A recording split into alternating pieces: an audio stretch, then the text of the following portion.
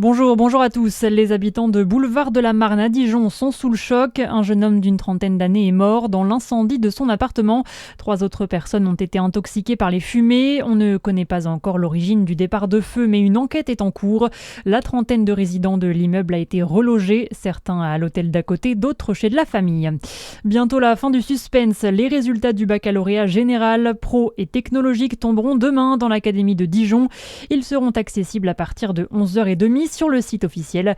Les résultats seront également affichés dans les lycées de l'académie. Un soulagement pour de nombreux lycéens qui pourront partir en vacances l'esprit libéré. Pour ceux qui devront encore passer par l'étape des rattrapages, ils se tiendront du 7 au 10 juillet. Les vins du Jura étaient à l'honneur ce week-end. 77 cuvées ont été primées au concours départemental des vins et mares du Jura en AOC 2026 sur 250 échantillons dégustés au total. On compte 52 médailles d'or, dont le vin jaune, cette spécialité du Jura issue d'un seul cépage et de renommée internationale. L'actualité, c'est aussi les flammes qui touchent en ce moment les Pyrénées-Orientales. Près de 10 000 personnes ont été évacuées suite à l'incendie de Trévillac, qui n'est d'ailleurs toujours pas fixé.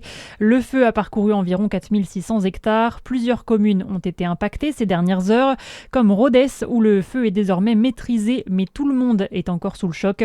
Écoutez le maire de la commune, Marc Bianchini. Tout a brûlé autour du village. Voilà, il n'y a que 300 mètres de montagne qui n'a pas brûlé, tout le reste a brûlé. Voilà, on est entouré de noir, c'est l'apocalypse, c'est la catastrophe, c'est notre planète. Alors les gens sont chez eux, confinés chez eux, parce que la route, la nationale 66 est toujours coupée entre Prades et Vinça. On a une petite cellule de soutien pour les personnes sous l'état de choc. On a dû faire évacuer 3 personnes sur l'hôpital. On a hébergé les personnes âgées ou handicapées dans nos gîtes ruraux. On a eu 20 maisons de brûlées à peu près. Une trentaine de voitures. Et au total, aujourd'hui, ce sont 7 départements qui sont placés en niveau de danger très élevé de feux de forêt.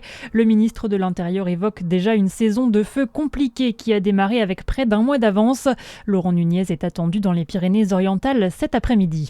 Face aux sinistres qui se multiplient, le syndicat des sapeurs-pompiers volontaires de France appelle à la mobilisation. Il demande aux entreprises et administrations de libérer leurs salariés et pompiers volontaires. 78% des effectifs de secours sont en France des volontaires, soit 198 800 hommes et femmes. Et puis on termine avec le sport. Le foot est l'un des chocs de ces 8e de finale de la Coupe du Monde. Ce soir, Portugal-Espagne à 21h. Et le vainqueur pourrait retrouver l'équipe de France en demi-finale en cas de victoire des Bleus face au Maroc jeudi soir. Dans ces 8e, on suivra aussi dans la nuit États-Unis et Belgique. Voilà pour l'info. À suivre votre météo sur Fréquence Plus.